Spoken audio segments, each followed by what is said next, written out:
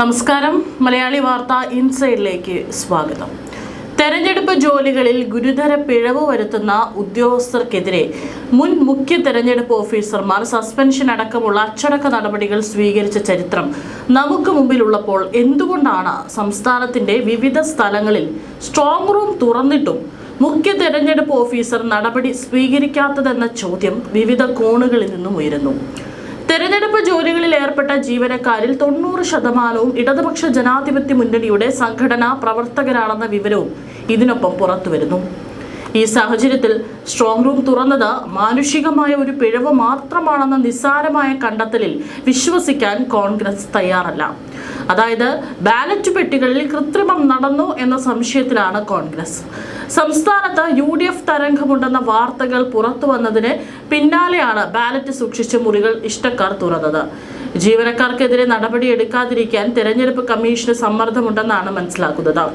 Strong റൂമുകളിൽ അനധികൃതമായി പ്രവേശിക്കുന്നത് അടക്കമുള്ള ഗുരുതര കുറ്റകൃത്യങ്ങൾ തുടരാൻ ഇത് ഇടയാക്കുമെന്ന ആരോപണമുണ്ട്. വോട്ടിംഗ് യന്ത്രങ്ങൾ അതീവ സുരക്ഷിതമായി സൂക്ഷിക്കുന്ന സ്ട്രോങ് റൂമിൽ ഉദ്യോഗസ്ഥർ കടന്നുകയറിയ സംഭവത്തിൽ അന്വേഷണം പുരോഗമിക്കുകയാണെന്ന് തെരഞ്ഞെടുപ്പ് കമ്മീഷണർ പറഞ്ഞു. കോഴിക്കോട് പേരാമ്പ്ര നിയമസഭാ മണ്ഡലങ്ങളിലെ സ്ട്രോങ് റൂമിൽ റിട്ടേണിംഗ് ഓഫീസർ കടന്നുകയറിയെന്ന പരാതിയിലാണ് അന്വേഷണം നടക്കുന്നതായി കമ്മീഷൻ വ്യക്തമാക്കിയത്. സ്ട്രോങ് റൂമിനും സമീപത്തെ രേഖകൾ സൂക്ഷിച്ചിട്ടുള്ള അനുബന്ധ മുറികളിലും ഉദ്യോഗസ്ഥർ കടന്നുകയറിയത് ഗുരുതര പിഴവാണെന്ന് ചൂണ്ടിക്കാണിച്ച് ജില്ലാ കളക്ടർ മുഖ്യ തെരഞ്ഞെടുപ്പ് ഓഫീസർക്ക് റിപ്പോർട്ട് നൽകിയിരുന്നു. ഇതിന്റെ അടിസ്ഥാനത്തിലാണ് വിശദ അന്വേഷണം നടക്കുന്നത്. വോട്ടിംഗ് യന്ത്രങ്ങൾ സൂക്ഷിച്ചിട്ടുള്ള സ്ട്രോങ് റൂമുകളുടെ ചുമതല കേന്ദ്രസേനയ്ക്കാണ്. സുരക്ഷാ പാളിച്ച ഉണ്ടായോ എന്നതടക്കമുള്ള കാര്യങ്ങളിൽ ഇവരോടും വിശദീകരണം തേടും. തെരഞ്ഞെടുപ്പ് ജോലികളിൽ ഗുരുതര പിഴവ് വരുത്തുന്ന ഉദ്യോഗസ്ഥർക്കെതിരെ ജനാധിപത്യ പ്രക്രിയയുടെ ഭാഗമായി നടപടിയെടുത്ത ചരിത്രമാണ് നമുക്ക് മുന്നിലുള്ളത്. എന്നാൽ കഴിഞ്ഞ ദിവസങ്ങളിലെ സംഭവങ്ങളിൽ മാത്രം ഒരു നടപടിയുമില്ല.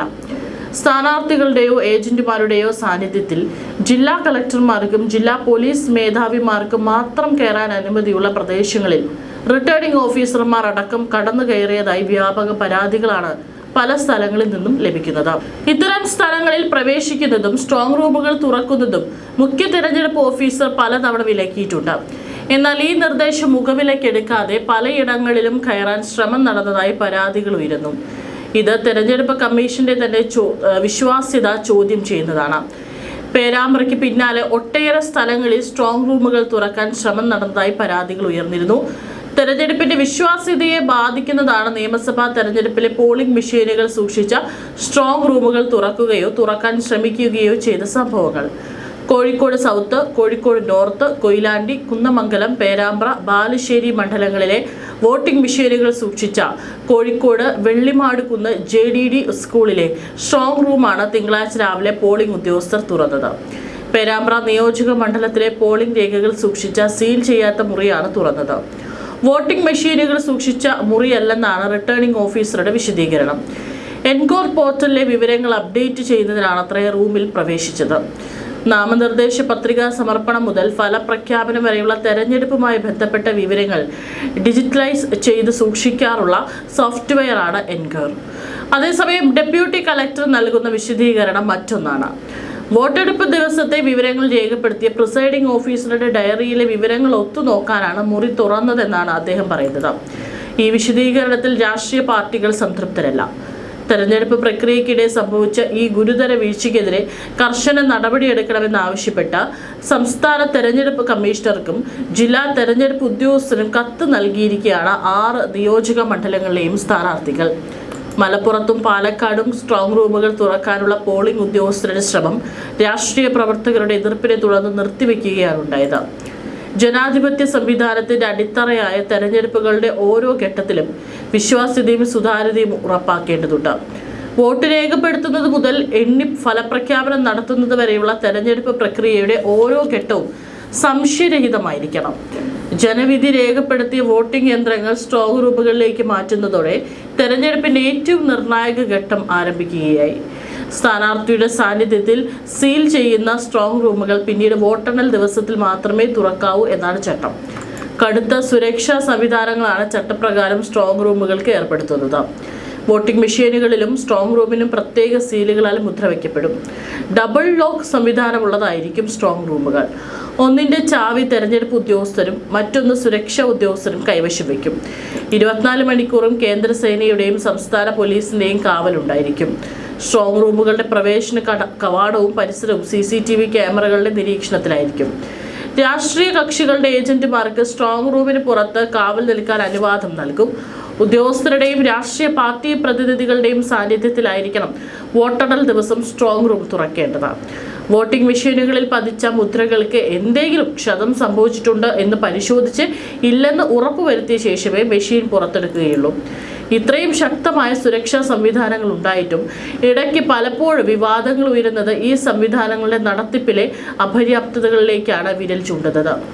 വോട്ടെടുപ്പിനും വോട്ടെണ്ണലിനും ഇടയിലെ ഇടവേളയിൽ വോട്ടിംഗ് യന്ത്രങ്ങളുടെ സുരക്ഷ സംബന്ധിച്ച് ഉയരുന്ന ചെറിയൊരു സംശയം പോലും തെരഞ്ഞെടുപ്പിന്റെ വിശ്വാസ്യതയെ ബാധിക്കും. ഭരണപരമോ സാങ്കേതികമോ ആയ കാരണങ്ങൾ പറഞ്ഞ് ഉദ്യോഗസ്ഥർ സ്ട്രോങ് റൂമുകൾ തുറക്കുന്നത് രാഷ്ട്രീയ കക്ഷികളിൽ ആശങ്ക സൃഷ്ടിക്കുക സ്വാഭാവികം. വോട്ടിംഗ് മെഷീൻ സംബന്ധിച്ച് തന്നെ സംശയം നിലനിൽക്കുന്ന സാഹചര്യമാണ് രാജ്യത്ത് നിലവിലുള്ളത്. തീർത്തും സുരക്ഷിതവും കൃത്രിമത്വത്തിന് യാതൊരു സാധ്യതയുമില്ലാത്തതാണ് രാജ്യത്ത് ഉപയോഗിച്ചു വരുന്ന മെഷീനുകളെന്ന് തെരഞ്ഞെടുപ്പ് കമ്മീഷൻ ആവർത്തിച്ച് ആണയിടുന്നുണ്ടെങ്കിലും ജനങ്ങളുടെ സംശയങ്ങൾ പൂർണ്ണമായും നീങ്ങിയിട്ടില്ല. VVPAT എണ്ണങ്ങളെ സംബന്ധിച്ചും SIRലെ നടപടിക്രമങ്ങളെക്കുറിച്ചും തർക്കങ്ങൾ നിലനിൽക്കുന്നു.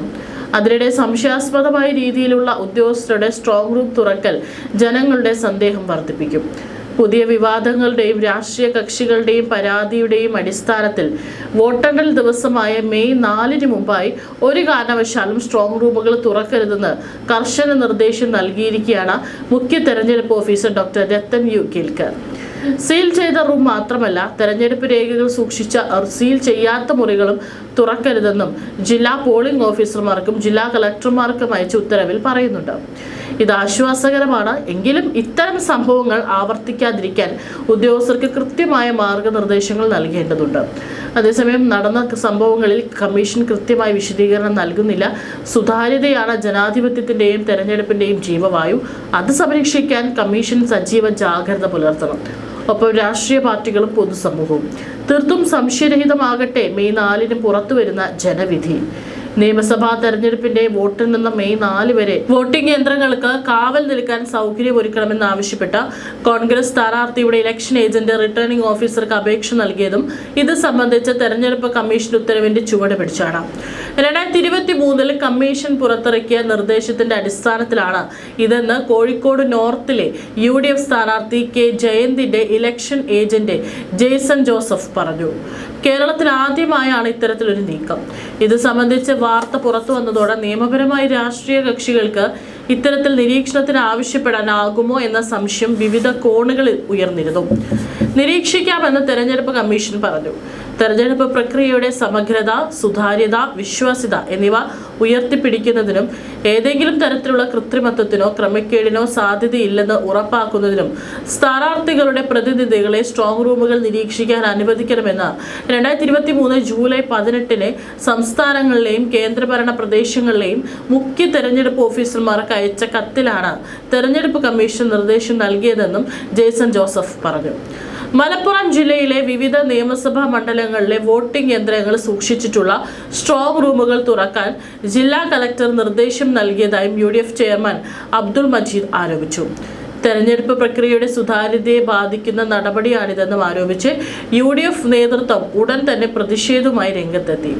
ഉപയോഗിക്കാത്ത റിസർവ് വോട്ടിംഗ് യന്ത്രങ്ങൾ സ്ട്രോങ് റൂമിൽ നിന്ന് പുറത്തേക്ക് മാറ്റാനാണ് കളക്ടർ നിർദ്ദേശം നൽകിയതെന്നാണ് ലഭ്യമാകുന്ന വിവരം.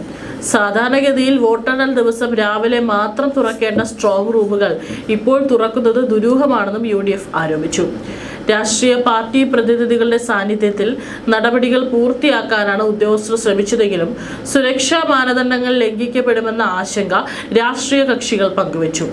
സംഭവത്തിന് പിന്നിൽ ഗൂഢാലോചനയുണ്ടെന്നും സംസ്ഥാന സർക്കാരിന്റെയോ മുഖ്യമന്ത്രിയുടെയോ ഓഫീസിന്റെയോ ഇടപെടൽ ഇതിലുണ്ടോ എന്ന് സംശയിക്കുന്നതായും UDF നേതാക്കൾ പറഞ്ഞു. വോട്ടിംഗ് യന്ത്രങ്ങളിൽ അട്ടിമറി നടത്താനുള്ള നീക്കമാണ് നടക്കുന്നതെന്ന് ആരോപിച്ച UDF കളക്ടറുടെ നടപടിക്കെതിരെ ശക്തമായി പ്രതിഷേധിച്ചു. പ്രതിഷേധം കനത്തതോടെ സ്ട്രോങ് റൂമുകൾ തുറക്കാനുള്ള തീരുമാനം കലക്ടർ പിൻവലിക്കുകയും നിലവിലെ സ്ഥിതി തുടരാൻ നിർദ്ദേശിക്കുകയും ചെയ്തു. സ്ട്രോങ് റൂം അടയ്ക്കുന്ന രീതിയെ ചൊല്ലിയും കേന്ദ്ര നിരീക്ഷകരും സംസ്ഥാനത്തെ തെരഞ്ഞെടുപ്പ് ഉദ്യോഗസ്ഥരും തമ്മിൽ തർക്കമുണ്ടായി. വോട്ടിംഗ് യന്ത്രങ്ങൾ സൂക്ഷിക്കുന്ന സ്ട്രോങ് റൂം പൂട്ടുന്നതിന് പിന്തുടർന്നു വരുന്ന സുരക്ഷാ ചട്ടങ്ങളെ സംബന്ധിച്ചാണ് ഇരുകൂട്ടരും തർക്കമുണ്ടായത്. വൈക്കം മണ്ഡലത്തിലെ വോട്ടിംഗ് യന്ത്രങ്ങൾ സൂക്ഷിച്ച കോട്ടയം ബെസേലിയസ് കോളേജിലാണ് ആശയക്കുഴപ്പം ഉടലെടുത്തത്. കേരളത്തിലെ സ്ട്രോങ് റൂം 2 പൂട്ടി രണ്ടിന്റെയും താക്കോൽ 2 ഉദ്യോഗസ്ഥരുടെ പക്കൽ സൂക്ഷിക്കുകയാണ് പതിവ്. എന്നാൽ സ്ട്രോങ് റൂം പൂട്ടിയ ശേഷം താക്കോൽ അതേ പൂട്ടിനൊപ്പം വെച്ച് സീൽ ചെയ്യണമെന്നായിരുന്നു കേന്ദ്ര നിരീക്ഷകന്റെ നിലപാട്. അസമിലും ബംഗാളിലുമെല്ലാം അതാണ് രീതിയെന്ന് അദ്ദേഹം പറഞ്ഞു. കേന്ദ്ര നിരീക്ഷകന്റെ നിലപാടിനോട് യോജിക്കാൻ റിട്ടേണിംഗ് ഓഫീസർ സമ്മതിച്ചില്ല. താക്കോൽ പൂട്ടിന്റെ കൂടെ വെച്ചിട്ട് പോകാൻ കഴിയില്ലെന്നും അദ്ദേഹം നിലപാടെടുത്തു. താഴിനൊപ്പം താക്കോലും വെച്ചു പോകുന്നത് സുരക്ഷാ പ്രശ്നമാണെന്നും പോലീസും കേന്ദ്ര നിരീക്ഷകൻ രഞ്ജൻ കുമാർ സിൻഹയെ അറിയിച്ചു. എന്നാൽ അദ്ദേഹം വഴങ്ങിയില്ല. 2 പൂട്ടി ഓരോന്നിന്റെയും താക്കോൽ റിട്ടേണിംഗ് ഓഫീസറും അസിസ്റ്റന്റ് റിട്ടേണിംഗ് ഓഫീസറും സൂക്ഷിച്ചാൽ അത് സുരക്ഷിതത്വം കൂട്ടുമെന്നും അതാണ് കേരളത്തിൽ പിന്തുടർന്നു പോരുന്ന രീതിയെന്നും ഉദ്യോഗസ്ഥർ നിരീക്ഷകൻ രഞ്ജൻ കുമാർ സിൻഹയോട് പറഞ്ഞു. 2 ഓഫീസർമാർ ഒരുമിച്ച് വന്നാലേ പൂട്ട് തുറക്കാനാകൂ എന്നതാണ് ഈ രീതിയുടെ മെച്ചം. വാതിലിന് കുറുകെ പട്ടിക തറച്ച് കൂടുതൽ സുരക്ഷിതമാക്കുകയും ചെയ്യുകയാണ് പതിവ്. അസമിലും ബംഗാളിലും ഓരോ താക്കോൽ വീതം പൂട്ടുകൾക്കൊപ്പം സീൽ ചെയ്ത് വെക്കും. ഓരോ താക്കോലുകൾ ഉദ്യോഗസ്ഥരുടെ കയ്യിലും ഉണ്ടാകും. കോട്ടയം വെസ്റ്റ് പോലീസ് ഈ രീതിയിൽ പ്രശ്നമുണ്ടെന്ന് അറിയിച്ചു. റിട്ടേണിംഗ് ഓഫീസറും എതിർത്തു. ഇതിനിടെ ഏറ്റുമാനൂരിലെ UDF സ്ഥാനാർത്ഥിയും DCC പ്രസിഡന്റുമായ നാട്ടകം സുരേഷ് ജില്ലാ കളക്ടർ ചേതൻ കുമാർ മീണയ്ക്ക് പരാതി നൽകി. മുഖ്യ തെരഞ്ഞെടുപ്പ് ഓഫീസർ രക്തൻ കേൽക്കർക്കും പരാതി നൽകി. ഇലക്ഷൻ ഏജന്റ് G ഗോപകുമാറും പരാതി രേഖാമൂലം സമർപ്പിച്ചു. ജില്ലാ കളക്ടർ സ്ഥലത്തെത്തിയെങ്കിലും പൂട്ടുന്ന രീതിയിൽ മാറ്റം വരുത്താൻ കാവൽ നിന്ന സൈനികർ സമ്മതിച്ചില്ല. ഇവർ ഉദ്യോഗസ്ഥർക്ക് നേരെ തോക്ക് ചൂണ്ടുകയും ചെയ്തു. പിന്നീട് ജില്ലാ കളക്ടർ കേന്ദ്ര നിരീക്ഷകനുമായി ചർച്ച നടത്തി സ്ട്രോങ് റൂമുകൾ പഴയ രീതിയിൽ പൂട്ടാമെന്ന് കേന്ദ്ര നിരീക്ഷകൻ സമ്മതിച്ചു.